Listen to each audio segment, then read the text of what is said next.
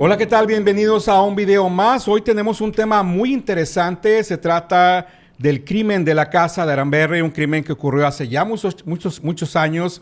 Quedó relativamente en el olvido, pero luego fue rescatado por un gran escritor del estado de Nuevo León que se dio cuenta de el interés histórico y el interés narrativo que tenía esta historia.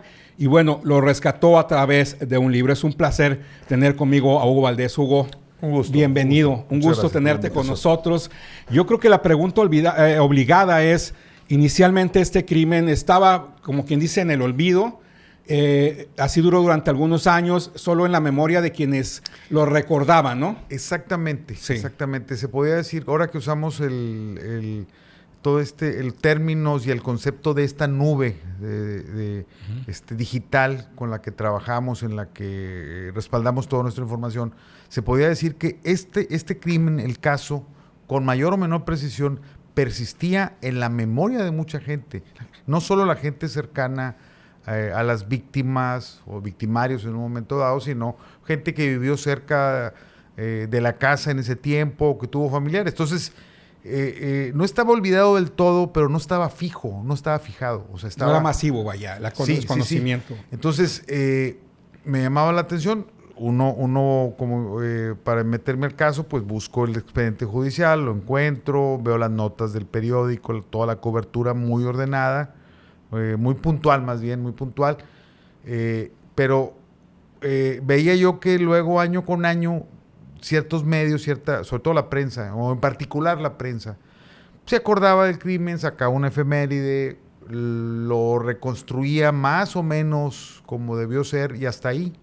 O sea, entonces a mí lo que me llama la atención es que cómo persistía en esa nube, en esa conciencia colectiva de cierta generación o de ciertas generaciones y que aún no se perdiera el impacto de la historia. A mí me llamaba muy bien, me llamaba mucho la atención y me sigue llamando mucho la atención la forma en que este suceso, pues maldito para muchos o inexplicable, inaudito, cómo se fijó en la mente. Entonces, en la mente de mucha gente, en los recuerdos, y pues yo me dije, pues hay que contarlo, hay que hacerlo una novela, una ficción narrativa. Entonces, ahora, por eso a mí me da procedí. un poco de curiosidad. Ajá. ¿Cómo te das cuenta de este crimen? ¿Cómo llega a tu alcance? ¿Y cómo decides empezar a escribir esto? Sí. No fue el caso, por ejemplo, de vivir así cerca del acontecimiento o de tener de la casa del crimen o tener familiares directamente involucrados. Como sí le sucedió a mucha gente que por lo menos sabían cómo había sido, ¿no? Y podían ubicarlo en el tiempo. Pero quienes trabajamos con documentos, estar yendo a los archivos, a la Hemeroteca del Porvenir en este caso, para investigar otros temas, te suelen saltar este tipo de cosas. Entonces, un investigador del movimiento obrero, ya falleció, César Gutiérrez, que conocía muy bien la parte de los 30 por las condiciones en que se dio el sindicalismo en Nuevo León, todo esto, me decía, clávate cuando puedas en este crimen, me dio más o menos la fecha, ¿no? O la fecha exacta. Lo veo, no buscando adentrarme en el tema desde ese momento, lo veo, me llama mucho la atención, está la casa de la foto del crimen, una nota no grande, la primera data que aparece, horrendo crimen, la foto de la casa y ocupa un octavo nada más, pero luego sigue la cobertura, ¿no? Durante todo el mes, durante 20 y tantos días hasta que se resuelve. O sea, el caso en la realidad paraliza la ciudad, la deja estupefacta, todo esto la impacta y se da la persecución o las pesquisas más bien de los responsables o presuntos responsables junto con su correspondiente ley fuga en menos de un mes. Entonces, sí. Esto sucede el 5 de abril y ya lo consideran resuelto el 28 de abril por ahí, de ese mismo año. Ahora, obviamente hay muchos que dicen que fue un crimen que básicamente dio el bautizo a Monterrey como gran ciudad. Es decir, antes de esto no había crímenes tan horrendos como este, ¿no? O sea, yo lo que subrayo es que la violencia existía. O sea, había una violencia pues no sé cómo le llamarían estructural, en el sentido de que la ciudad o el norte o el país acababa de salir de la revolución. Nuevo León empecé a tener ya una industria en crecimiento. Buena parte de hecho, el estado en ese tiempo, la mayor parte de la población vivía en zonas rurales, al revés de lo que pasa hoy. O sea, no sé si el 80-90% vivía en los municipios y la otra parte en la ciudad. Entonces había una gran actividad agropecuaria. En torno a esta actividad se generaba mucha violencia con el abigeato, con robo de ganado, pero mucha entre particulares, y a veces no entre pillos, sino gente que quería el ganado del vecino.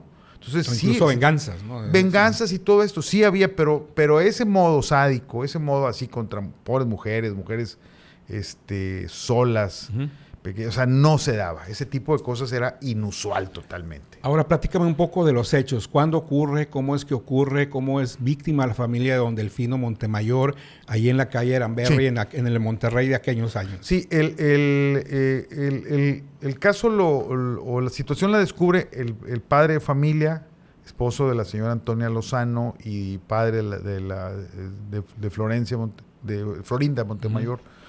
Él era un empleado, no supe exactamente qué cargo ocupaba en fundidora, no era un obrero, era un empleado. Se iba de la casa a pie, o sea, después de Diego de Montemayor no estaba poblado de casas y no estaba lejos irse a fundidora. Él cumplía su labor desde temprano. Él sale de la casa a cierta hora, a las, 6 de la mañana o más temprano, 5, a las 3 de la tarde llega a 4, encuentra esa escena, o sea, y lo que me llama la atención luego, he platicado con gente que le da vueltas al crimen, que igual los vecinos no se dieron cuenta que la puerta estaba no cerrada, porque entreabierta, ¿no? Igual le toca a él ver eso y dice, algo está mal en la casa, como cualquiera le pasa. Entonces la puerta da un zaguán, un zaguán muy amplio, que es una especie de recibidor de 4x4, muy amplio, para las macetas y para distribuir una puerta hacia el patio y otra puerta hacia la sala. Entonces ve la dentadura de la mujer en el piso, ya se adentra, la sala está a la derecha, una pieza grande, y luego formando una L está la recámara tanto de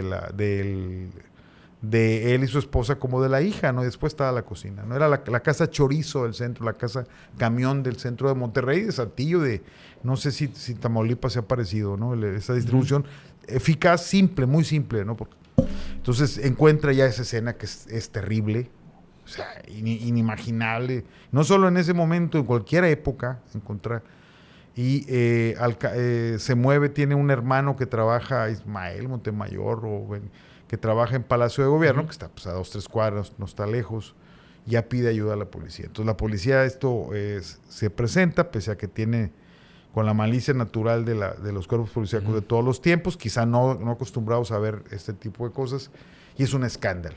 Ahora, ¿cuál es la escena que encuentra don Delfino al entrar? En las dos camas, en una habitación en forma de rectángulo más que cuadrado, en una cama a la izquierda, no sé si está de la hija, degollada, casi la cabeza separada del cuello, del tronco, y lo mismo la esposa en la cama de la derecha. O sea, las encuentra, no estaban tiradas en el suelo, pero estaban en sus camas. Ahí la hija Florinda de 22 años. 21 años. 21 años. Para el estándar de la época, luego veremos con los presuntos responsables o responsables, eran gente que no cumplía los 30 años, tenían 5 hijos, o sea, 4 o 5 hijos.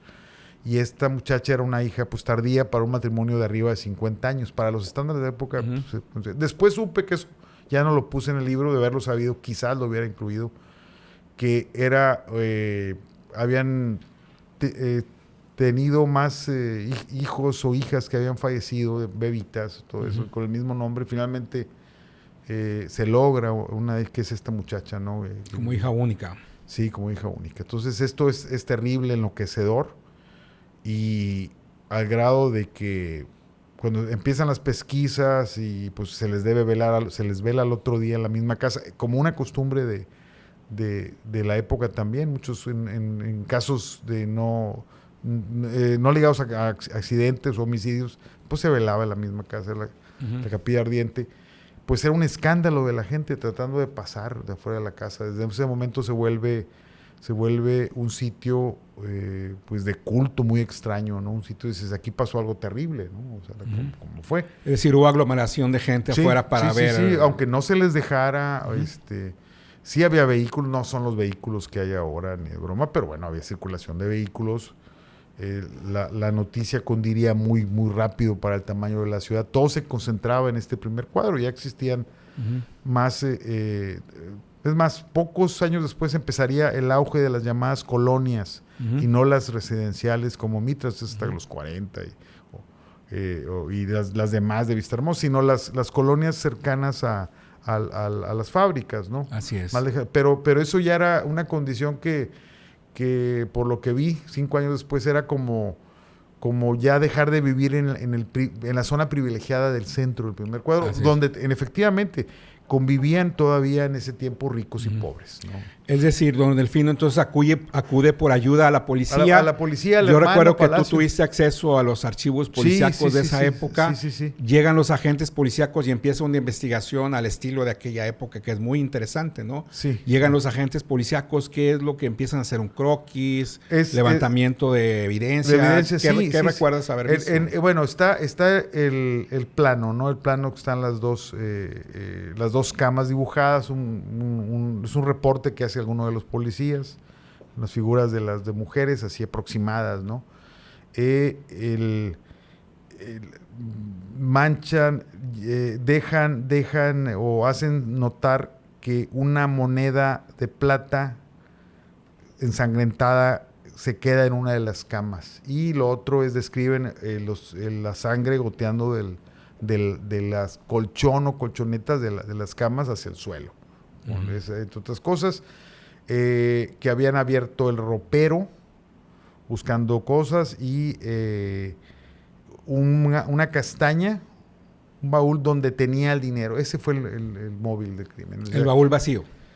Donde tenía como en cartucho las monedas, como cuando va uno al banco o que pides cambio y te dan unos cartuchitos. Entonces era el modo que tenía en periódico, yo creo, dinero en plata que era la propiedad de la familia, que era como 3,000 pesos, era un dineral para esa época, el ahorro yo creo que de toda la vida de la familia de don Delfino, y que como mucha otra gente en ese momento justo, pues desconfiaban de los bancos, ¿no? Entonces sí era guardar tus ahorros en casa. Alguien no estaba bajo la almohada, pero ahí se presta, o bajo el colchón, como se dice, o dentro del colchón. Muchas veces hasta enterrado, ¿no? O enterrado. Pero ellos lo tenían ahí en... Pues en la castaña se sabía que lo tenía. Después me comentaron, pero después hace unos años, ¿no? Que se sabía que el señor era prestamista. No lo sé, pero es una de las versiones. Es una de las versiones, ¿no? Pero... alguien cercano o la gente cercana a la familia sabía que tenía ahorrado ese dinero. Que no estaba. Ahora, ahí la policía se da cuenta que el móvil fue el robo. De inmediato, no hay dudas, el señor, dentro de la lucidez a la que pudo asirse, les dice, pues sí, todo esto que está abierto, tomaron, o sea, de aquí falta todo el dinero. O sea, vinieron por el dinero. No. Pese a lo brutal del crimen, ¿no? Que no fue algo limpio, no fue algo que un ladrón profesional no hace tanto escándalo, ¿no? Así es. Sabemos. La policía detecta con un gran sentido común, que eso funcionó muy bien. Dice, simplemente, no hay puertas forzadas, los travesaños, que son las aldabas grandes, si están puestos no los puedes tumbar, no sé, con un durmiente o algo, y aún así no tumbas una cosa de esas bien puesta. Entonces no hay nada forzado, las ventanas son como hasta la fecha están ahí, por una rejería que no se mete nadie, a veces ni un niño se puede meter por ahí. Las puertas, cada habitación daba al patio, ¿no? Pero no había nada forzado, no había nada, todo estaba en orden. El zaguán, esos 4 metros, daba la puerta a la calle, luego a la sala y otra puerta hacia el patio. No había nada que llamara la atención. Entonces, quien se metió era un conocido. Le abrieron por dentro de la casa. O sea, tuvieron que hacerlo. Es alguien que fue ahí, tocó, lo vieron conocido, abrieron la puerta confianza, y le dieron acceso. Detectan una hora, no había en ese tiempo, pese a que hubiera médicos brillantes, pues no había toda esa exactitud que te dicen de un forense que ve un cuerpo y te dice murió. La rigidez cadavérica de un cuerpo. No tanto había eso, pero ven que se entregaba la leche en botellas de vidrio. Uh-huh. Entonces la leche ya estaba, un frasco de vidrio o dos, no sé, están ya sobre la mesa de la cocina. Entonces, entregados. fue después de que fue el lechero. Era un niño, era un joven, sí. Obviamente lo acercaron para interrogarlo. Lo interrogan, les dice, yo pasé a tal hora, me abrió la señora, con lo de todos los días, ¿no? Lo de que entrega. Entonces la policía dice, esto es de familia. Ahora, ¿se estableció una hora que haya ocurrido el crimen? Sí. O sea, don Delfino se va, yo creo que inmediatamente después que se va, él se iba muy temprano, antes de las 6, 5, no sé qué exactamente era la hora.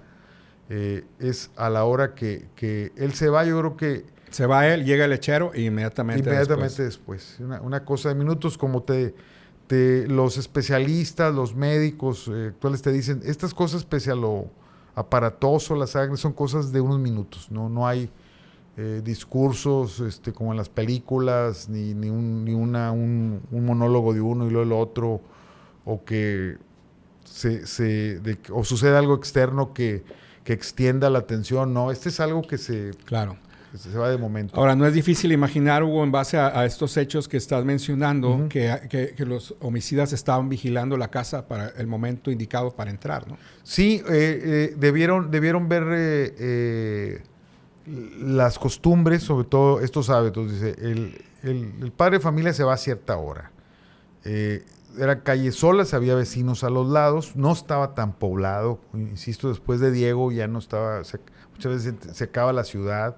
Lo mismo hacia el norte, no había tanto desarrollo, no había tantas casas.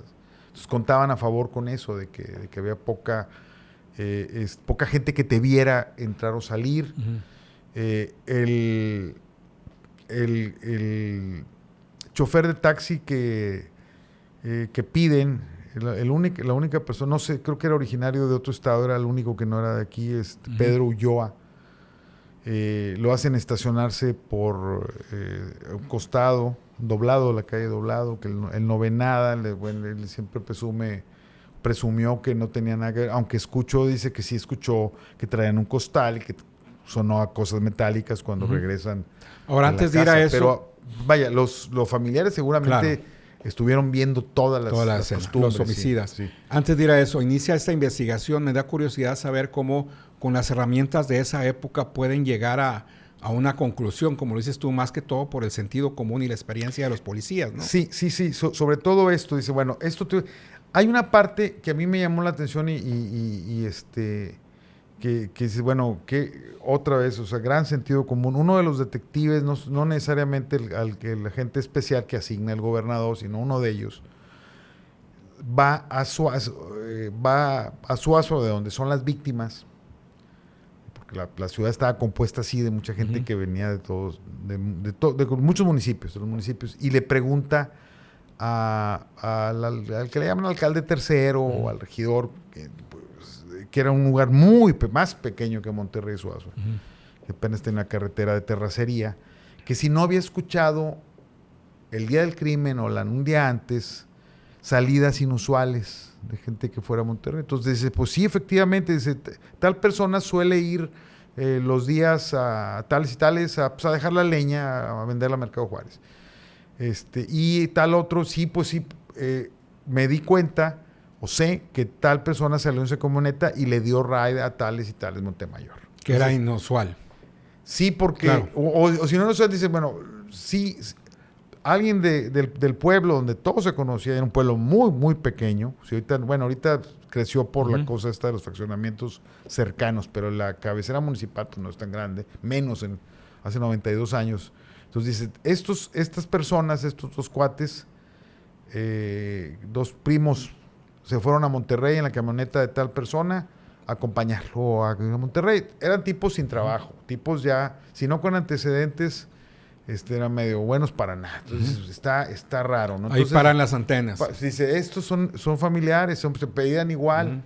Entonces eso ya te digo, se van por ese lado. Luego viene la versión, que yo la dejé en la novela, que de hecho hace poco una persona emparentada con uno de los señalados como criminales, que que no están de acuerdo en ese señalamiento, se sabe la historia famosa de una mancha de sangre que encuentran al otro día, que eso lo consigna el expediente judicial y es truculento, pero es novelesco. Entonces yo me permití... No es pero que es yo un hecho cierto porque está plasmado en la investigación. Dicen que al menos la investigación lo puso.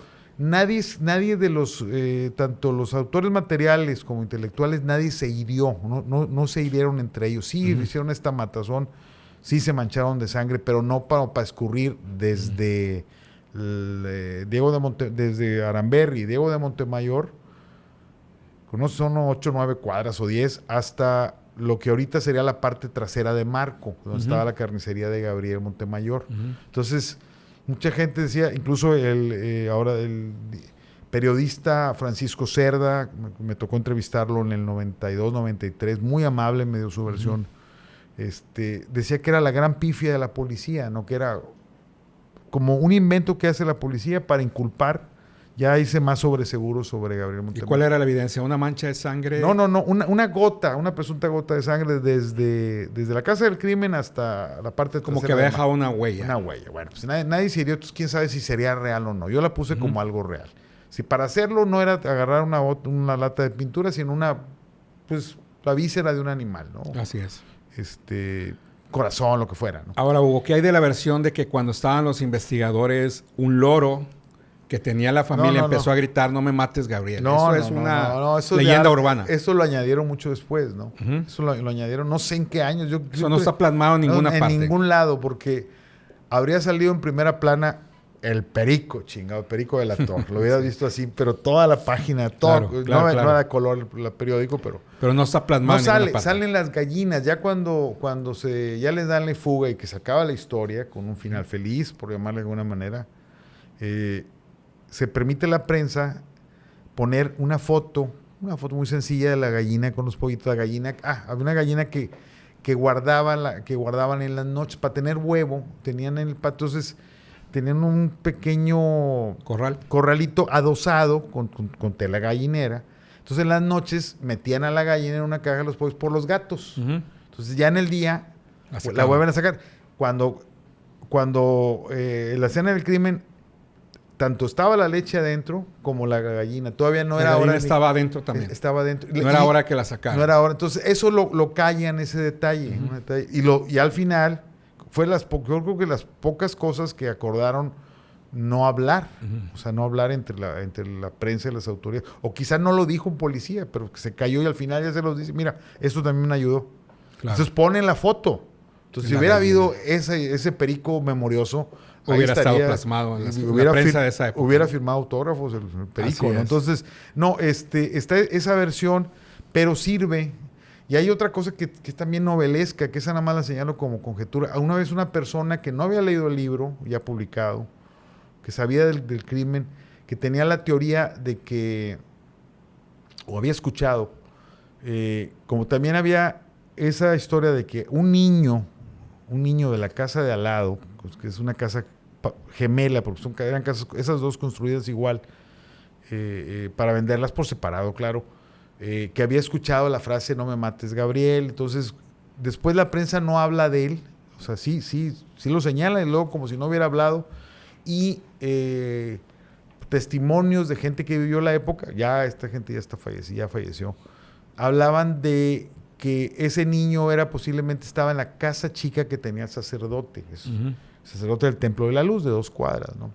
Entonces, eran temas delicados que quizá la gente sabía o conjeturaba sobre eso, pero sobre lo que no se podía hablar. O sea, más que estaba... O sea, ¿era un niño que repetía la frase? Que dice que la oyó. Entonces, que para protegerlo se lo llevan ya lejos. Y de hecho, la prensa deja de hablar de él. O sea, la prensa habla de que un niño tal y luego ya no se habla de él. Entonces, fue muy indicativo. Entonces, que si el Gabriel y todo esto... Y otra versión también está que el presunto, que hasta Gabriel pudo haber confesado su crimen al sacerdote para aligerar su culpa, pero el sacerdote no podía violar el secreto de confesión. Entonces, que se lo dice a alguien, o un vecino tal vez hizo lo de la huella de sangre, si es que hubo tal huella, son cosas novelescas, ¿no? Pero sí conducen a la carnicería de Gabriel Montemayor, no familiar de las víctimas, pero sí amigo de quienes ya se tenían detectados como familiares, y encuentran su ropa normal, una ropa en un rincón llena de sangre. Bueno, pues es normal, son carniceros, ¿no? Pero no comprueba, o está muy fresco, o sea, como que no coincide con los degüellos del día, de ese día, claro, que un cochino, un puerco y todo eso, y con el pretexto de que además no evitaban pagar el impuesto al rastro. O sea, por llevar a matar a un animal tenías que pagar un impuesto. Entonces, falsificaban el sello para no pagar y decían que lo habían hecho. Con esa cosa, se lleva la ropa, y aquí no había modo de... Todavía no había laboratorios Moreira, ni todo lo que en Swiss Lab, nada de eso. Ni siquiera un área de laboratorios de criminalísticos que no existía. Todavía no estaba muy en ciernes, todavía no existía el hospital universitario, estaba el proyecto, o sea, todavía existía el viejo Hospital González, donde está el hospital de zona, en Pino Suárez, insuficiente para la época, sin todas esas herramientas. Entonces, la ropa la mandan o a Ciudad de México o a San Antonio, Texas, donde se usaba la conejitidina, algo es un término, usaban el suero, no sé, la sangre de conejo para ver si era humana o no. Es una prueba que quizás ahorita es más rápida, más veraz, quizás ya sin usar la conejitidina, no sé qué. Pero igual los carniceros pensaban, dicen, no, hombre, es mentira. O sea, o sea, ese grado de ignorancia eran las personas. Ahora, eso sirve porque la prueba policial da que es sangre humana. Claro. O sea, ahí sí, con todo, y que si fuera rumor o no lo de las manchas de sangre o lo que sea, la ropa, dices, de estos carniceros, esa tiene sangre humana. Antes de llegar a eso, sí. Hablaste ahorita de que el gobernador asignó un grupo especial para la investigación. Es decir, que era tan grande el crimen que se preocupó el gobierno de... Mucho. Sí. Estaba la llamada policía secreta, como dicen muchos, que no tenía nada de secreta. Más o menos sabían quiénes eran. Era otra estructura, no había tanta, el organigrama no era tan vasto, pero era suficiente para la ciudad. Asigna a un agente especial, Inés González. Pues Inés luego se llamaba así porque pues, había nacido el 21 de enero, el día de Santa Inés, ¿no? Y era alguien nacido en Monclova, de familias adineradas, de una gran puntería, y un personaje refinado que a mí, pues, bueno, para una novela te sirve mucho ese tipo de figuras. Entonces, ¿no? Él encabeza la investigación. Él encabeza la investigación, y en mi novela, que la inicia una voz en segunda persona, el tú, pues es la voz de Inés. Dice, bueno, pues que esa sea su marca en la novela, que lleve al lector por sus pesquisas, por lo que ve, lo que encuentra en la casa. Bueno, ya alguien más había encontrado todo. ¿Y cuál fue la perspectiva de Inés cuando llega y se involucra en el caso? ¿Qué empieza a ver? Básicamente esto que estoy comentando, de que tenían que ser familiares, se va cae un poco en el juego del rechazo de la ciudad hacia los extranjeros. Se estaba viviendo, no solo extranjeros, hacia los foráneos, perdón, porque se estaba viviendo desde 2-3 años atrás o más el regreso de los braceros. En Estados Unidos ya no había chamba en Estados Unidos, pues la época de Roosevelt, algo así, y estaba lo del crack norteamericano, lo de la bolsa, y la gente ya no había chamba ya para la gente de allá, menos para los mexicanos. Entonces había mucha gente de paso por la ciudad o queriendo buscar chamba en la industria. Entonces, cae un poco en ese rechazo de que empiezan a decir, sí, los culpables fueron la gente de fuera que trae la maldad y todo este rollo, pero va despejando esas teorías. Esas líneas de investigación. Esas líneas se van a las pesquisas, a lo del propio municipio. Ahí está la reflexión de que con esto, toda ese modo, que luego se restauraría años después con las colonias creadas a finales de los 40, 50, de que no había tanta necesidad de estar dividiendo con bardas grandes la casa del vecino, el jardín del vecino con el del otro, porque había confianza, pero en ese momento no. Entonces, detecta eso de que la ciudad se desconoce a sí misma y que ya nadie confía de que los criminales no vivan en la casa de junto. Así más o menos lo escribí. ¿Cómo llega a la conclusión de que son de la misma familia los homicidios? Por la cuestión esta de que a nadie le abrieron. De que no forzaron ninguna entrada. Tiene que ser cosa de familia.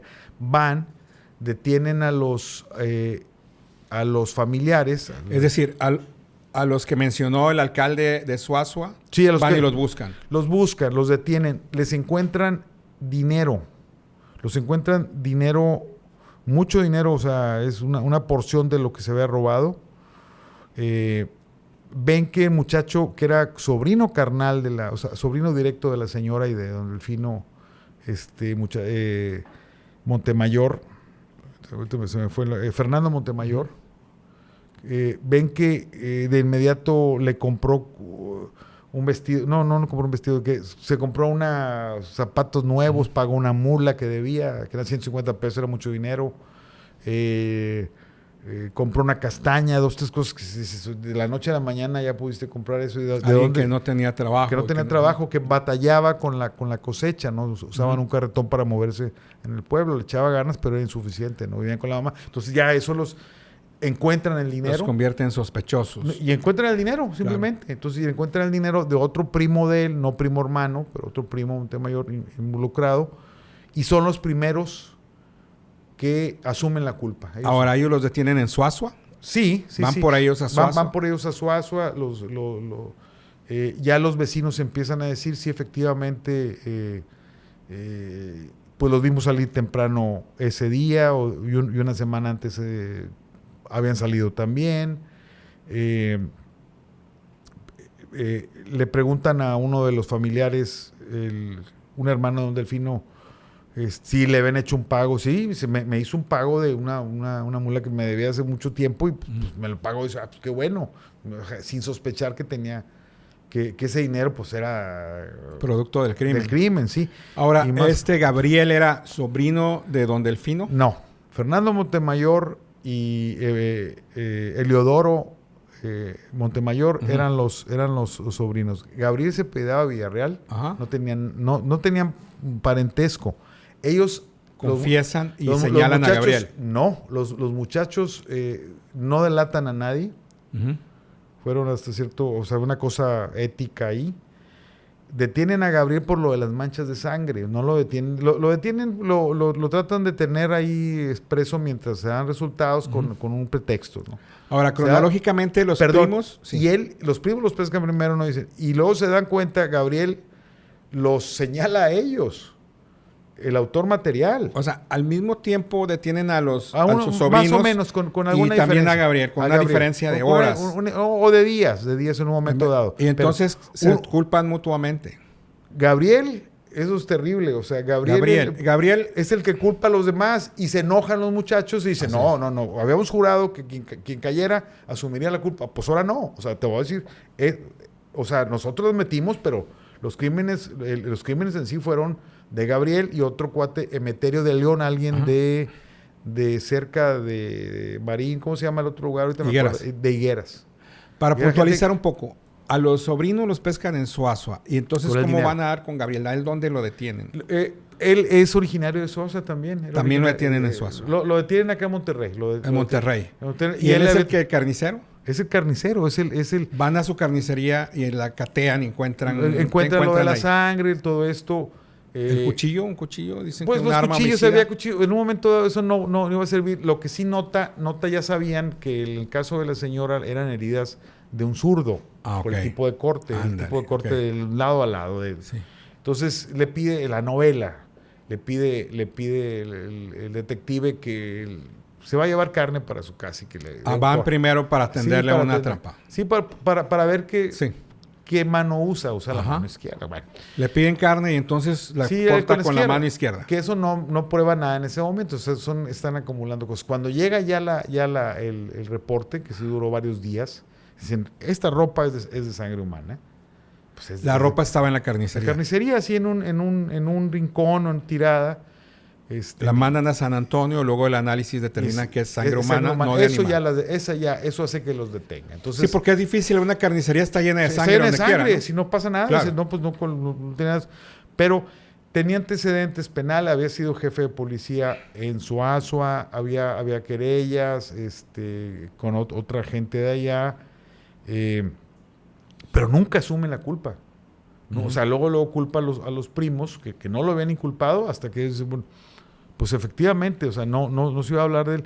Dice, y los que sabían matar. Ahora, las heridas, también esto por médicos actuales, dice, estas heridas son heridas más o menos organizadas, no son, salvo las defensivas en los dedos de las víctimas, o sobre todo la señora, son heridas de gente que sabe matar. Okay. O sea, no son heridas a lo tonto. Uh-huh.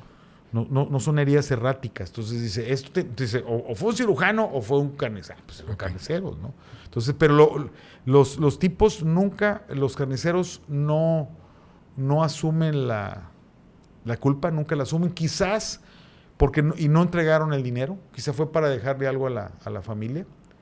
O sea, hubo mucha cobardía, sobre todo en el caso de Gabriel, que digo, mucha gente, lo escuché hace 2 semanas, que familiares todavía, un señor, un grande sobrino, decían que no, que fue una cosa por implicarlo, pero es muy retorcido aventarse un crimen de eso para implicar. Claro. Ahora, entonces el dinero se lo repartieron.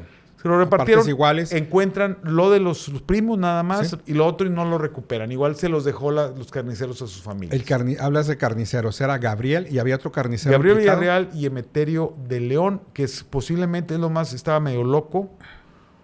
Posiblemente es el que viola a la joven. Hay una violación. Y es el tipo, y el tipo ese no asumió la culpa, pero no fue de los que lloriquearon, ni cuando los iban a llevar a la ley fuga, estaba cantando y tomando. O sea, no era como el caso de Gabriel. Gabriel reaccionó con pavor, con un temor, desde que lo inculpan como niño, así, o sea, terrible, de los más sanguinarios, ¿no? Ahora, en las acusaciones mutuas, entonces los primos dicen que fue Gabriel. ¿Y de qué lo acusan? Que dicen, yo participé, pero él fue el que las mató. Sí, mientras buscábamos el dinero, o sea, tal cual. Y se recupera, eso viene tanto en el parte judicial, en el expediente judicial, como lo que retoma el periódico en ese tiempo, le llamaban confrontas, que son los careos. Los careos son muy dramáticos, no solo entre ellos, sino entre Don Delfino y los sobrinos. Es terrible, o sea, son las acusaciones y el acusado no habla, se queda callado, ¿no? O sea, es una admisión de culpa, es terrible, ¿no? ¿Por qué le hiciste eso a la niña? O sea, ¿por qué? Yo te pude haber dado dinero. Don Delfino les pregunta eso. Sí, cuando cara con sus propios sobrinos, porque en el caso de Fernando, luego eso por gente que eran familiares, eso a mí me dio datos muy interesantes. El dueño, Laurencio Galván, que era el dueño del restaurante Galván en Aramberri y Juárez, que ya no existe, ahora es un local junto a la Superior. Él trabajaba ahí muy joven, por eso se acordaba muy bien cuando lo entrevisté. Él trabajaba a los 16, 17 años, que fue cuando se comete el crimen. Él trabajaba de mesero, de muchas, dice, de lo que me encargaran trabajaba. Él no era dueño ni nada, se haría dueño después. Entonces él tenía parentesco con los Montemayor. Dice, sí, él declaró que los vio en la mañana de ese día, que fueron a desayunar, o sea, que andaban de paso por Monterrey, de visita a Monterrey. Mencionaba datos, por ejemplo, que doña Antonia había amamantado a Fernando, porque la mamá de Fernando se llamaba Elena, como Santa Elena de Suazua. No sé no sé qué enfermedad tuvo, rubiola o algo, no sé qué enfermedad, no podía darle pecho. Entonces, le da pecho a la señora Lozano. Eso es terrible. O sea, que imagínate la tragedia. No solamente eran primos, sino que era una relación muy cercana. Ella era casi como la madre de en un uno momento de ellos, dado, ¿no? sí, de uno de ellos. El otro tenía parentesco no tan cercano. Entonces es terrible el nivel de la tragedia. Yo me imagino yo el sentimiento donde Delfino verlos frente a frente, cara a cara en escareo. Sí. Y decirle por qué le hiciste esto a la niña. ¿Por qué hiciste esto, robar? ¿Y cuál fue la respuesta? No había respuesta. Agachaban la mirada. Sí había más ya las acusaciones, y no para zafarse, sino de señalar así lo que hizo cada quien, ¿no? Cuando confrontan a los carniceros, como a los primos. Para ¿no? establecer cada quien Sí, lo que hizo, hizo, digo, ya y el sabemos. grado de culpabilidad. Sí, y aún así, no, esto no los exime de nada, ni es para aplaudirles, pero el caso de Fernando y todo, asumen el hecho, o sea, no lo niegan, dice, pues ya me agarraron el dinero, o eso. Ahora, Hugo, ¿cuántos detenidos fueron en total? ¿Son los dos primos, los dos carniceros? Y el chofer. El chofer de que los llevó, ¿era taxista en ese tiempo? Sí, era un taxista, no era un coche propio, trabajaba para el sitio, estaba fuera del hotel, creo que el Hotel Ancira, tenía que reportarse ahí. Detuvieron a más gente, trabajadores que tenía Gabriel en su local, pero se comprueba que no tiene nada que ver, o sea, pues eran yo creo que trabajadores de medio tiempo, sí. Finalmente, quienes son acusados formalmente son 5. Son estos 5, incluido el chofer. El chofer sí dice, sí escuché, es Pedro Ulloa. ¿Y él reconoce su participación? Que los lleva. Solamente. De hecho, realmente él no se baja. Él se queda afuera. Él se queda afuera, ¿no? Pero ya es como fingir demencia de que no. Entonces, sí le pareció raro que escuchara algo pesado en los... Cuando se suben al taxi. Sí, cuando ya se regresan. Él los había llevado antes y luego hay un caso que a mí no me llamaba la atención, un intento de robo 2-3 semanas antes.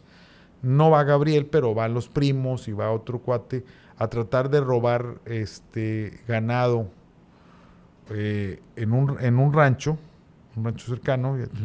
Y no pasó de ahí, como que los vecinos se alertaron. De hecho, hace pocos años me encontré a un nieto de los personajes de esta historia que se saben muy bien la historia de que estuvieron a punto de ser pues posiblemente asesinados para robarles o dinero o ganado, y los lleva Pedro Ulloa. O sea, más o menos sabía qué tipo de personas era, ¿no? Entonces, el día que los lleva, los deja, bajan, y él dice que se le hizo extraño que regresaran. Sí, que regresaran y que sí sonó algo pesado. Con una bolsa o que unos costales. Costales. Ellos no sé qué llevaban y toman, como estaban haciendo algunas obras en la casa de reparación, toman unos costales, igual no eran de papel, no sé si eran de manta. De yute.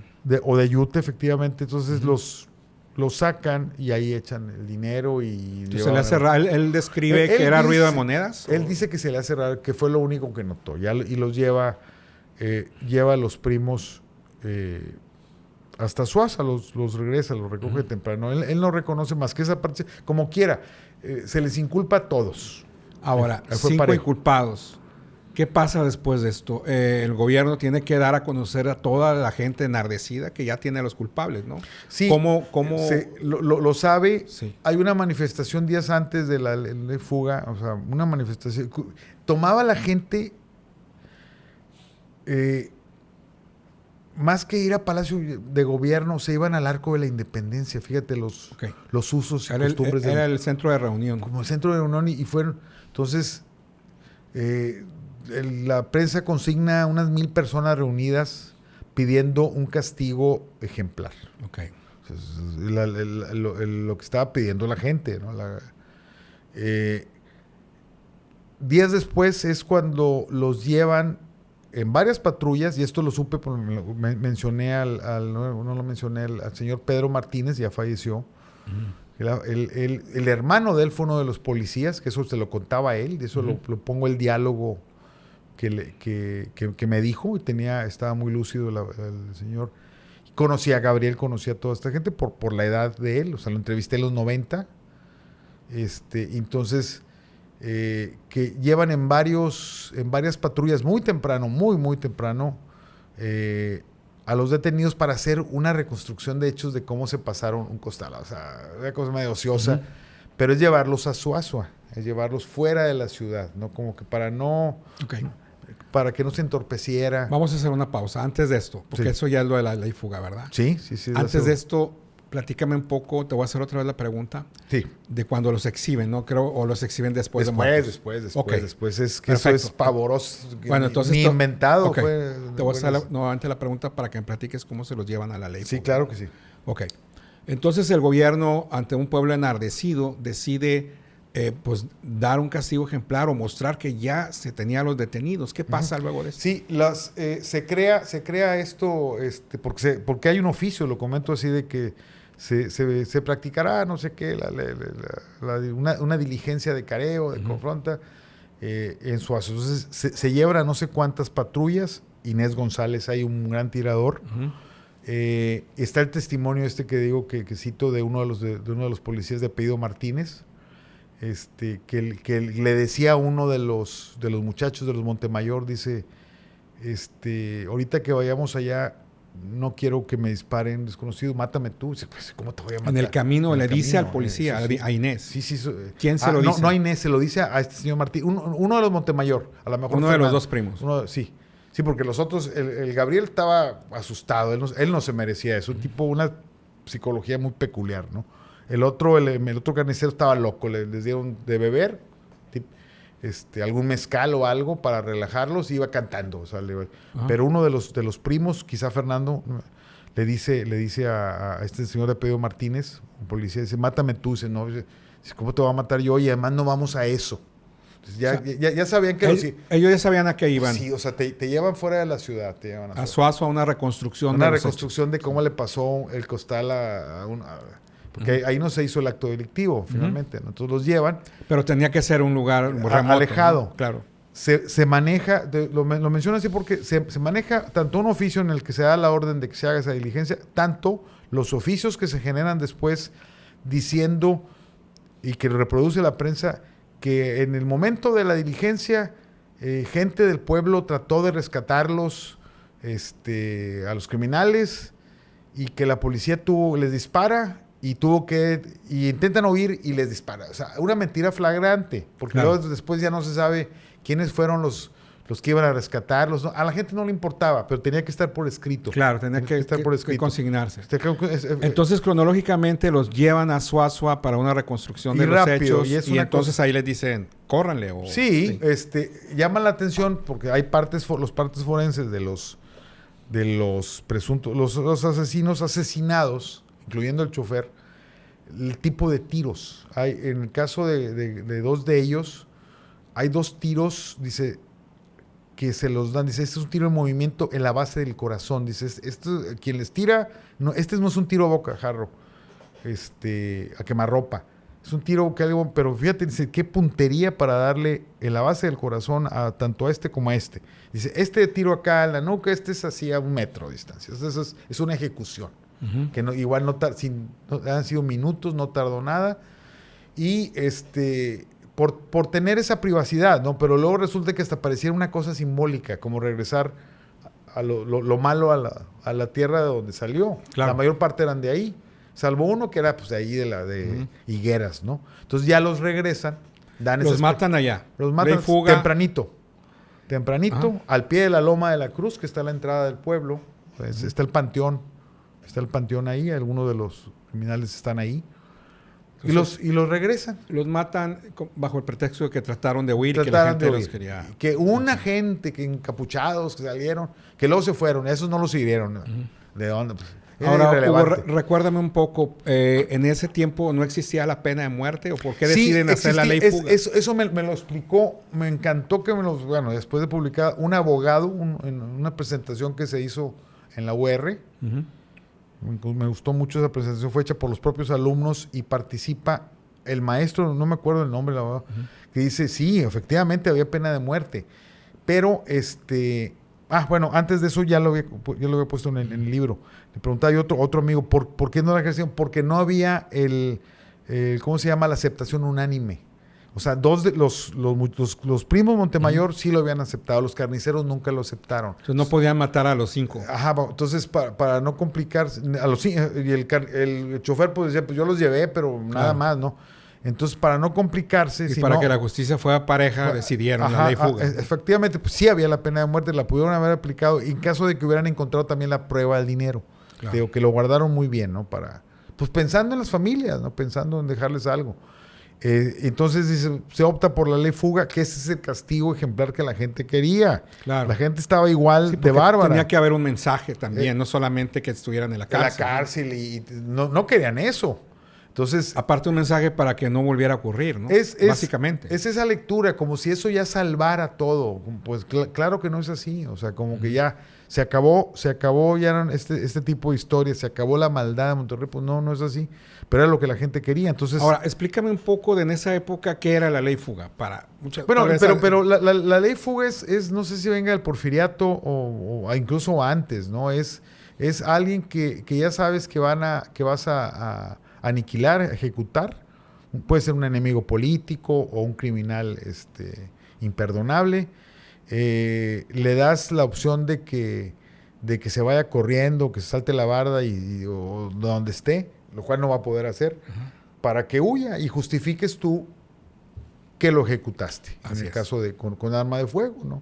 Era muy, muy común, algunos no corrían o pues ahí los mataban, en lugar de ser el fusilamiento en sí. Eso era...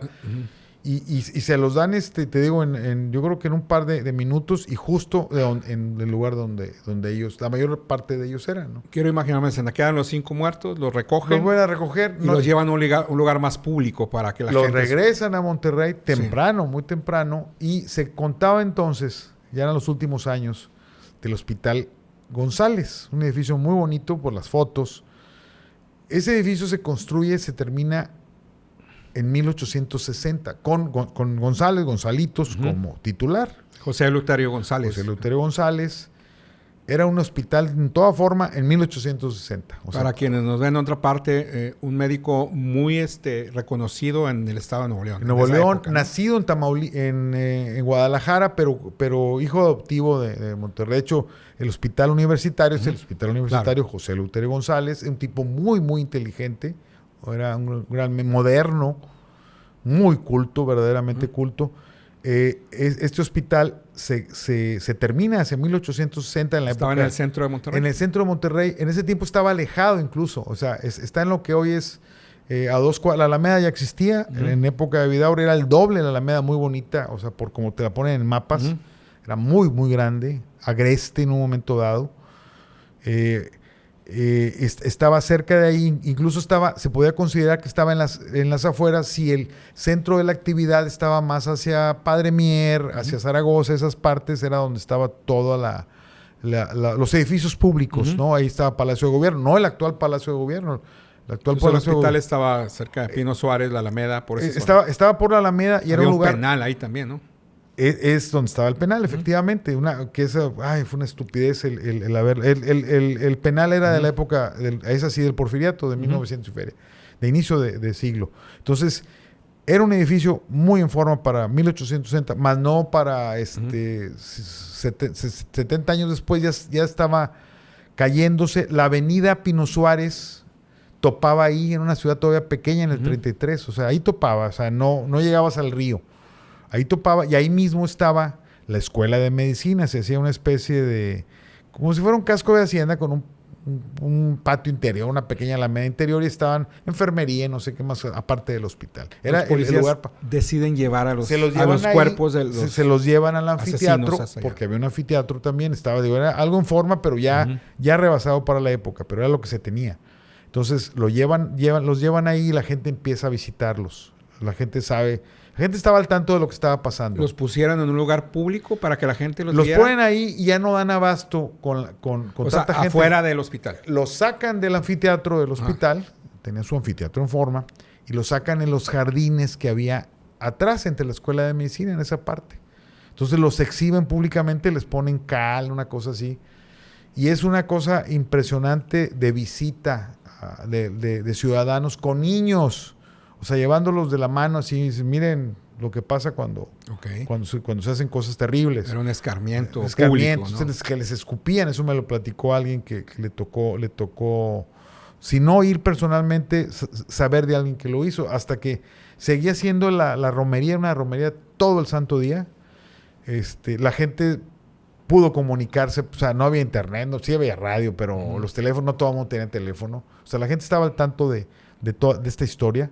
Llega un punto en que ya la gente no cabe, o sea, ya es demasiada la gente, la ciudad tratando de entrar a ver al numerito, ya rebasaba el morbo, ¿no? Entonces ya los sacan, los tratan de contener luego, de alejar con manguerazos, lo que se tenía.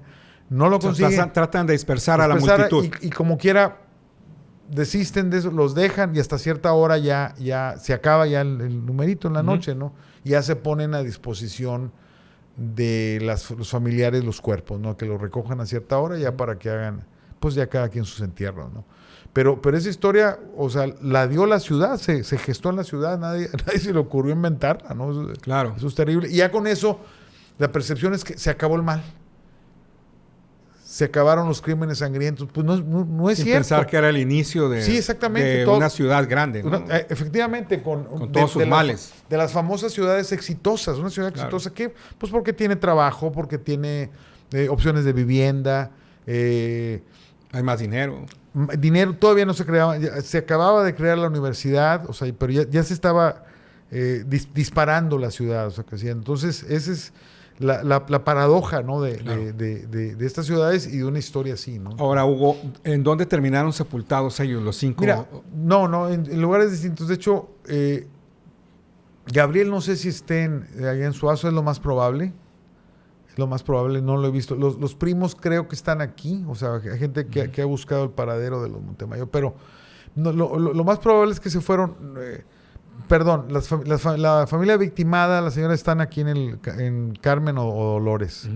Pero ellos los mandan al pequeño panteón de Suazo. Esa gente acuérdate que eran... Obviamente, con el odio público, la familia dentro de su olor los tuvo que sepultar ante la mirada, con el dedo reproche, señalador, ¿no? Culpable de todo el pueblo, ¿no? Sí, ante el reproche, te digo. Claro. En 2001 se hace una adaptación de la novela obra de teatro, es casi tal cual, pero con el formato de obra de teatro funciona. Y entrevistó, sí hablé con él, hablé un poquito, un muchacho joven para ese tiempo, que era nieto de Gabriel, y lo entrevista a la tele y ya comenzó. Y él sabía de la historia por la familia, pero muy a duras penas. Él le llamaba la atención que no le hablaran de su abuelo Gabriel, ¿no? Y el joven salió llorando de la obra, ¿no? Entonces ya imagino lo que se vivió en el seno. Por generaciones arrastraron con esa culpabilidad. De hecho, ¿no? me llama la atención, por ejemplo, esa insistencia de que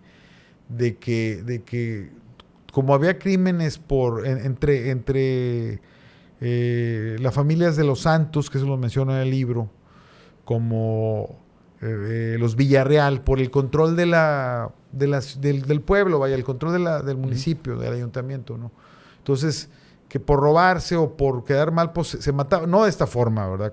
Entonces, que esa enemistad así entre familias acabó llevando a este crimen cometido por otros para culpar a Gabriel, y se me hace muy retorcido, claro, muy complicado, ¿no? Cuando hay evidencias, ¿no? De eso. Pero sí, efectivamente, ¿cuánto tiempo duraría o marcaría estas familias en el que no se podía hablar de ese tema? O si se hablaba, pues era para, pues no sé, para reprocharse, ¿no? Claro. Y más en un lugar tanto Suazo, tan pequeño como la ciudad, bueno, empezando a dispararse, empezando a crecer, ¿no? Ya con su marca, con su bautizo de sangre, con su historia que persiste, que empieza a anidarse, te digo, en la conciencia colectiva, de tan arraigada en la gente, digo, igual como la pregunta inicial, o sea, se sabía más o menos cómo era, igual ciertos detalles ya se van perdiendo, claro.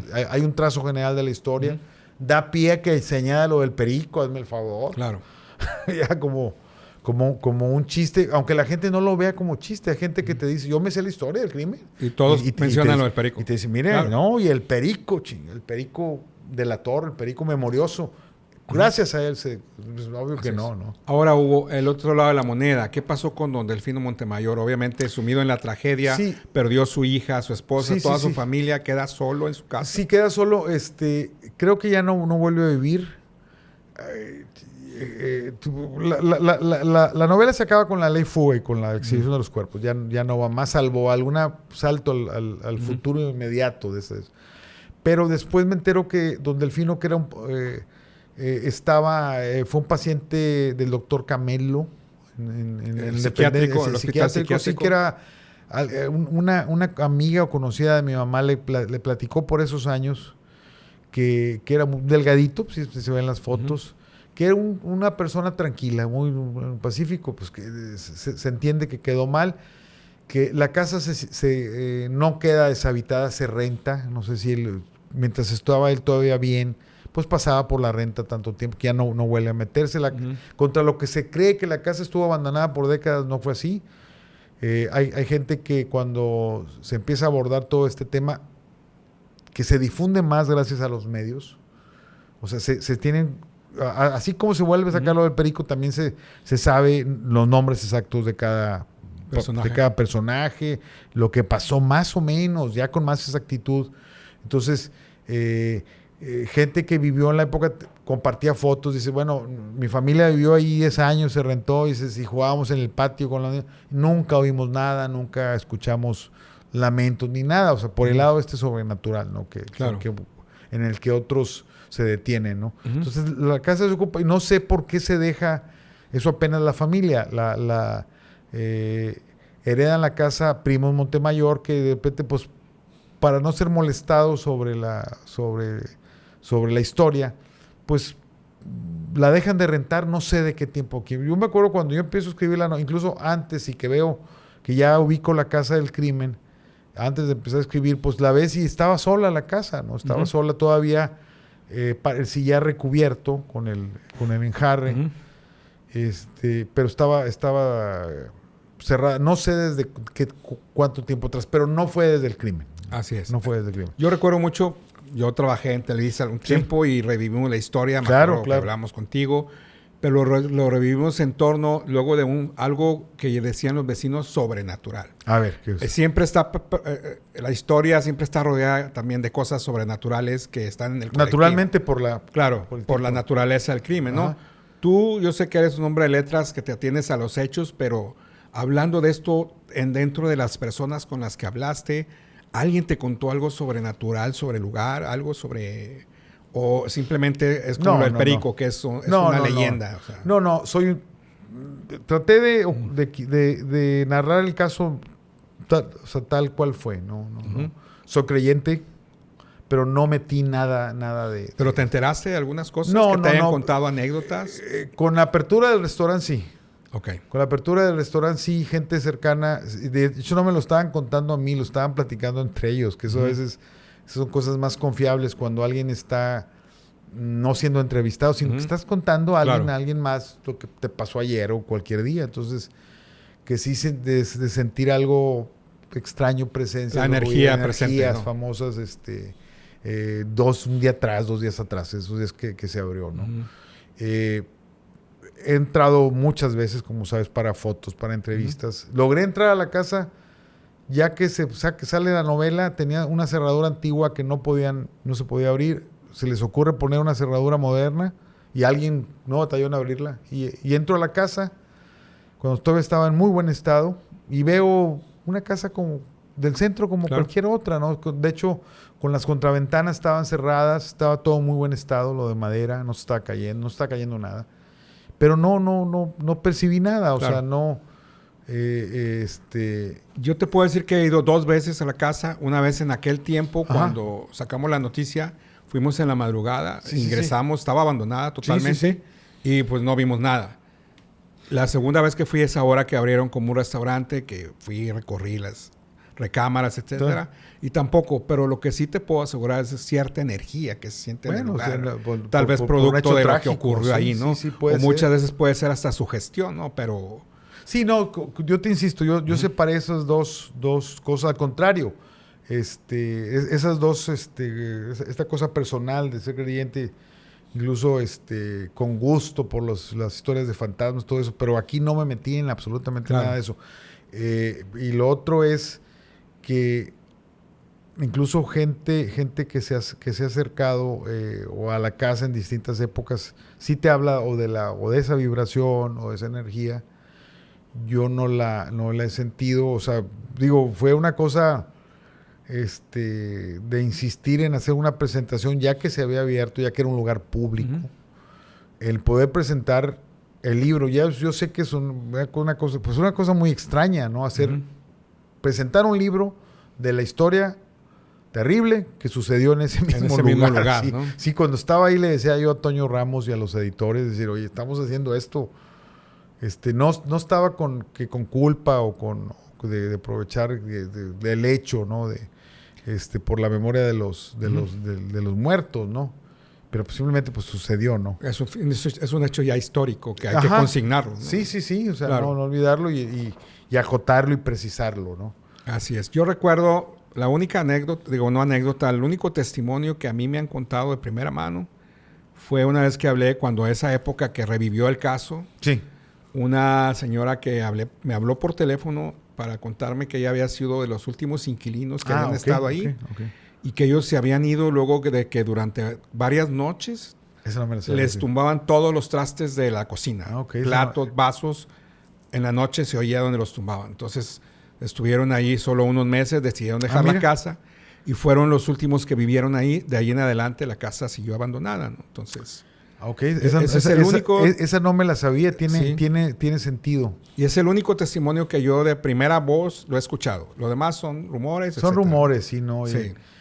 Fíjate, alguna vez, eso fue interesante, pero más que por el lado sobrenatural, cuando lo toca Oscar Muskis, que en la radio le gusta apoyar todo esto, empezó también con lo de impulsarlo de esta historia, y llama, no hablé yo con él, pero sí cuando la entrevista más bien, que ya no me acuerdo si lo vi, si se transmite eso en el programa o cuidaron de no ponerlo, de que ella se decía de la familia natural, ¿cómo le llaman?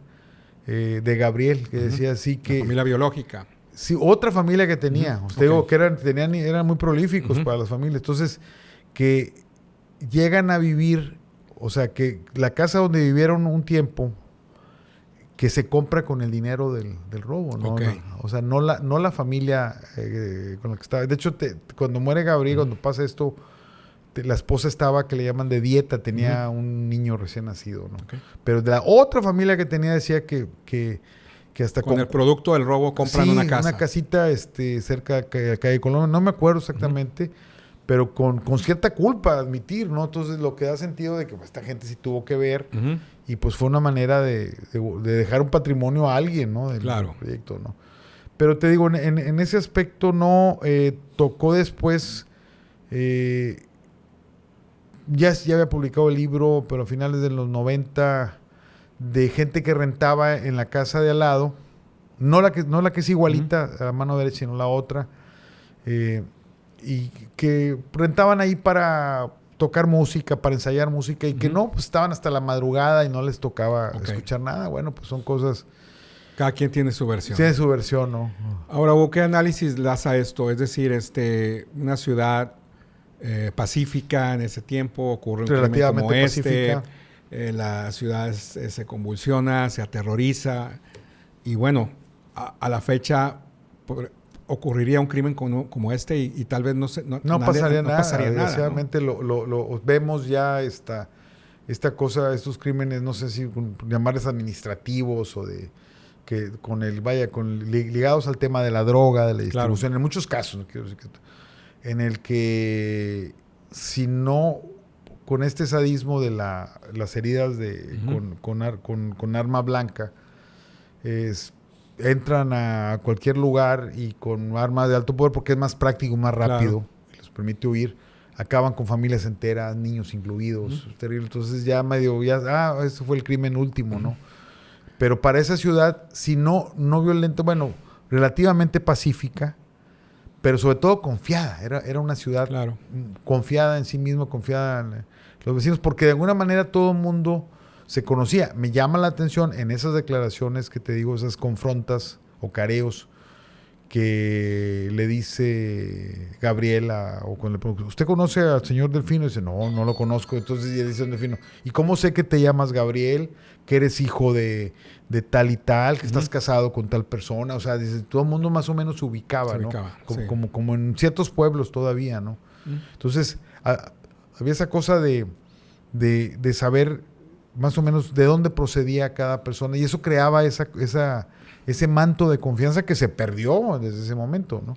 Ahora, el crimen de la casa Aranberry es una herida que aún no sana para Monterrey, es decir, sigue en el colectivo. Sí, yo creo que... Duele incluso cuando sabes del crimen, ¿no? Sí, que esa fue la idea de la novela, decir, bueno, Y eso también de la reconstrucción de la vida cotidiana, más o menos de las víctimas, así como puse el intento de robo de 2 semanas atrás o de ganado o del dinero del ganadero para pintar a los personajes, también la vida cotidiana de las víctimas días antes del crimen, ¿no? Para decir, mira, Claro. era una familia como tantas que podía que iba al cine, a los cines que había entonces, y que se protegían o se querían o se cuidaban de cierta manera, ¿no? Para crear esa empatía con el lector, ¿no?